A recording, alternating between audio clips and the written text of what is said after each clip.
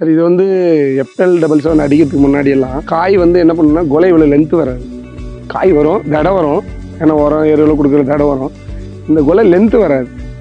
இப்போ இதை எப்எல் 777 அடித்ததுக்கப்புறம் இந்த கொலையினுடைய லென்த்து அதிகமாக வருது. இந்த ஒரு சீப்புக்கும் இடைவெளி கிடைக்குது, கேப் கிடைக்குது. இந்த தண்டினுடைய வளர்ச்சி அதிகமாகுது, சீப்பினுடைய வளர்ச்சி அதிகமாகுது. அப்போது வந்து இந்த ஒரு சீப்புக்கும் இடைவெளியில் கேப்பு கிடைக்கிறதுனால காய் வளர்ச்சி நல்லா இருக்கு பாருங்க. ஒன்று இது முட்டிக்காது. தாரினுடைய லென்த்து ப்ளஸ் அந்த சீப்பினுடைய கேப் இடைவெளியெல்லாம் வந்து இதில் நான் வாங்குறதுக்கு முன்னாடியே நான் பேசிட்டு தான் வாங்கினேன். இதெல்லாம் இருக்குன்னு சொன்னாங்க. அது நான் வந்து இப்போ விளைச்சல் வந்ததுக்கப்புறமா எனக்கு அதை நான் உணர்றேன். இது அடித்த பின்னாடி என்ன ஆகுதுன்னா இடைவெளி கேப் போடுறதுனால ஒரு காயும் பிரிங்கி வெளியே வந்து நல்லா லென்த்தாக வருது. இதனுடைய தன்மை வந்து பார்த்தீங்கன்னா தாருடைய லென்த் அதிகமாகுது, காய்க்கும் வந்து முட்டி பிடிக்காததுனால அந்த காய் வளர்ச்சி அதிகமாகுது, லென்த் ஆகுது. அதனால் இந்த டைம் இதன் மூலிமா நான் இது உணர்ந்திருக்கிறேன். வணக்கம் சார், என் பேர் சக்திவேல் குமரன், தருமபுரி மாவட்டம் பெண்ணாகரம் தாலுக்கா நாச்சானூர் கிராமத்துலேருந்து பேசுகிறேன்.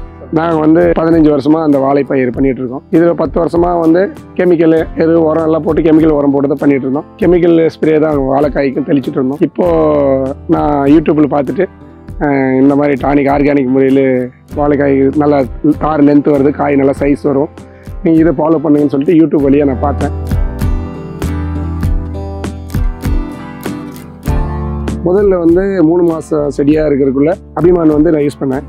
அது வந்து வேறு வழியாக சொட்டு நீர் மூலமாக விட்டேன்.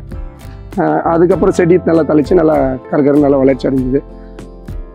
அதுக்கப்புறமா 5ஆம் மாதம் வந்து 3ஆவது மாதம் இதுவும் 5ஆவது மாதம் ஆர்பிக்ஸ் இது வந்து 5 to 6ஆவது மாதம் இது செலுத்தினேன். நம்மளுக்கு போதுமான வளர்ச்சி நல்லா இருந்ததுனால இதை நான் யூஸ் பண்ணேன். 2 டோஸ் 3 மந்த்துக்கும் 5 மந்த்துக்கும் இதை நான் யூஸ் பண்ணியிருக்கேன். நெக்ஸ்ட்டு 7 மந்த்துக்கு கொலை வந்ததுக்கப்புறமா நான் அந்த டானிக்கு 2 டோஸாக ஸ்ப்ரே பண்ணேன். இது வந்து எப்எல் 777.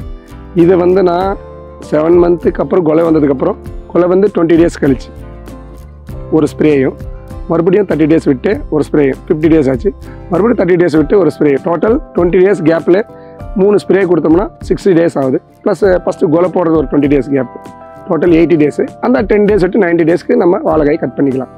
90 டேஸில் இந்த வாழைக்காய் வந்துடும். இப்போது வந்து 70 to 80% லெவலில் இருக்குது. நான் இன்னொரு 15 to 20 டேஸ்க்கு இது கட் பண்ணிடுவேன்.